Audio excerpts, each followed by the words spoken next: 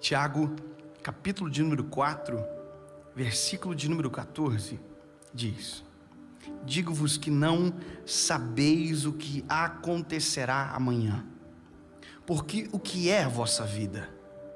É um vapor que aparece por um pouco de tempo e depois desaparece. O mesmo Tiago que pergunta, responde: o que é a vossa vida? Ele diz: é um vapor. Vapor é algo que realmente é conforme diz a palavra, aparece e desaparece, é muito rápido. Na outra série que gravamos, a gente tinha uma máquina de fumaça, que é arrependimento, porque a máquina lançava fumaça, mas na hora da gravação não poderia ter interrupção de barulho, então a máquina fumaçava todo o negócio e não podia ligar. Em 10 minutos toda a fumaça do ambiente desaparecia. E a nossa vida é esse resumo de 10 minutos que desaparece de repente. Nós só não percebemos isso porque não estamos aqui o dia que desaparece. A gente já foi.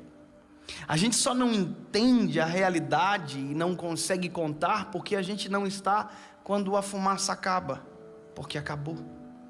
Não saber o dia de amanhã é o que mais aproxima o ser humano do divino, de Deus, porque nós temos medo do amanhã, nós temos medo do que pode acontecer porque não controlamos.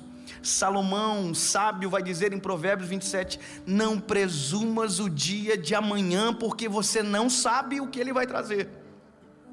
Você sai de casa com sombrinha, dá sol. Você sai de casa sem sombrinha, chove. Porque nenhum meteorologista consegue acertar precisamente o que vai acontecer amanhã, muito mais sobre o que vai acontecer com você. Essa brevidade dos dias, essa flecha lançada no meio da escuridão, que somos nós, que de repente chega ao destino, é o que deve nos fazer refletir sobre agora. Eu ministro quase todos os dias para jovens e adolescentes, e todas as ministrações, sem exceção, eu faço apelo. E eu pergunto: quem aqui deseja reconhecer a Cristo como Salvador? Quantos querem voltar para casa? E a resposta às vezes é: deixa para amanhã. E parece que as pessoas estão fixadas em algo que não existe e não acreditam naquilo que está na frente dos olhos. É uma esperança em algo que não aconteceu ainda, porque nós pensamos que a nossa juventude nos dá a certeza que amanhã vamos estar vivos. Há uns 2 anos atrás eu fui chamado no começo do ano para um velório de uma menina de 15 anos. Essa menina não morreu de uma maneira com expectativa, por exemplo, uma doença que levaria à morte. Não, ninguém sabia de absolutamente nada. Sabe como aconteceu? Essa menina estava no culto e ela cantou com o departamento da onde ela congregava, e quando acabou ela foi ao banheiro e ela morreu.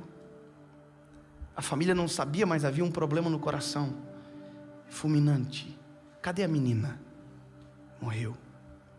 Eu me lembro que quando eu cheguei no velório, o pai da menina disse: ontem mesmo ela estava lá em cima cantando.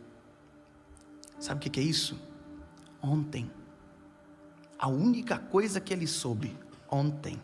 Porque hoje já é, para ele acabou, para aquela menina acabou.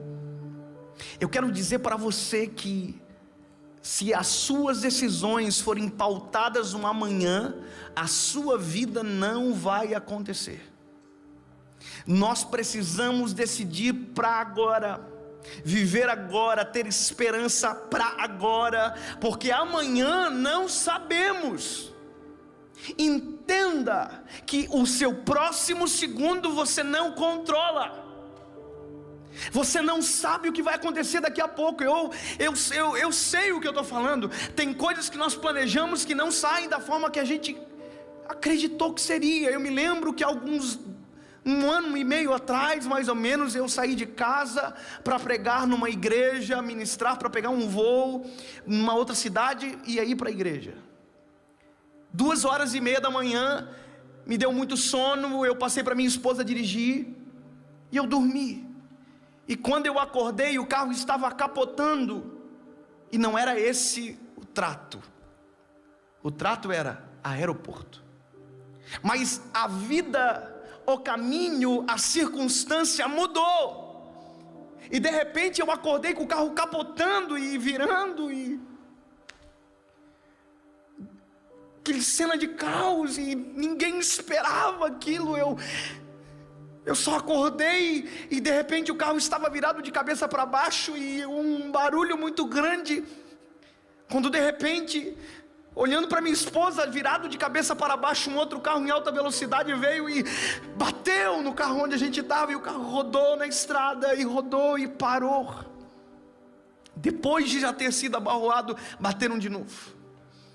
Eu me lembro que uma coisa apenas passava na minha cabeça: minha esposa, era somente ela que eu queria saber. O carro eu não quis ver, eu queria saber dela. E eu me lembro que eu saí rapidamente pela janela de trás, cheguei na janela onde ela estava, e ela estava com a metade do corpo para fora. Ela dizia: amor, eu estou presa.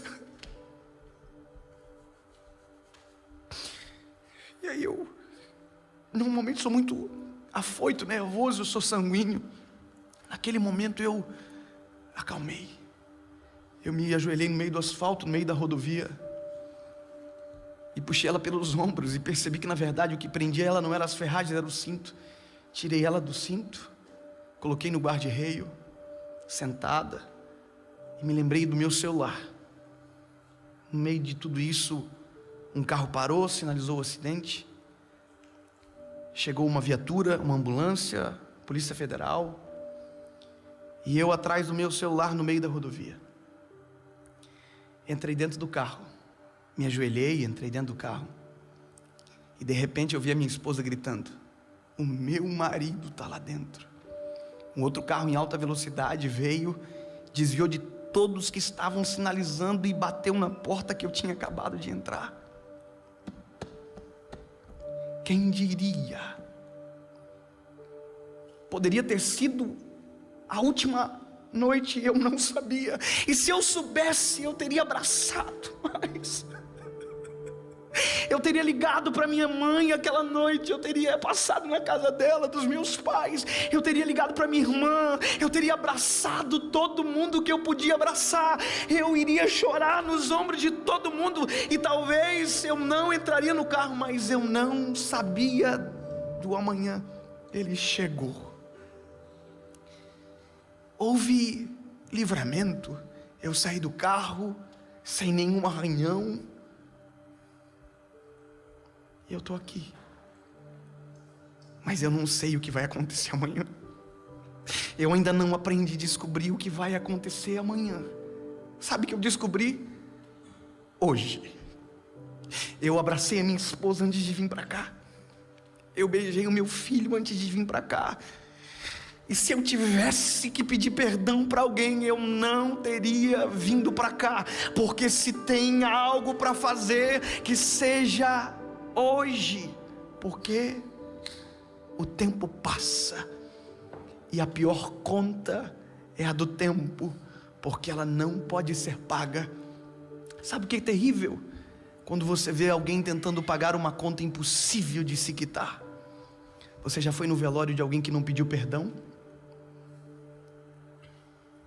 É muito dolorido. A pessoa abraça o caixão, grita,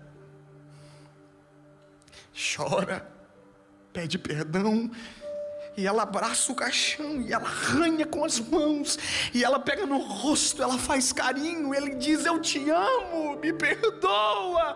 E a atitude é linda, maravilhosa, extraordinária, só que não dá mais tempo. Quem tinha que ouvir não ouve mais, e quem tinha que falar perdeu o tempo. O que é a vossa vida, se não o vapor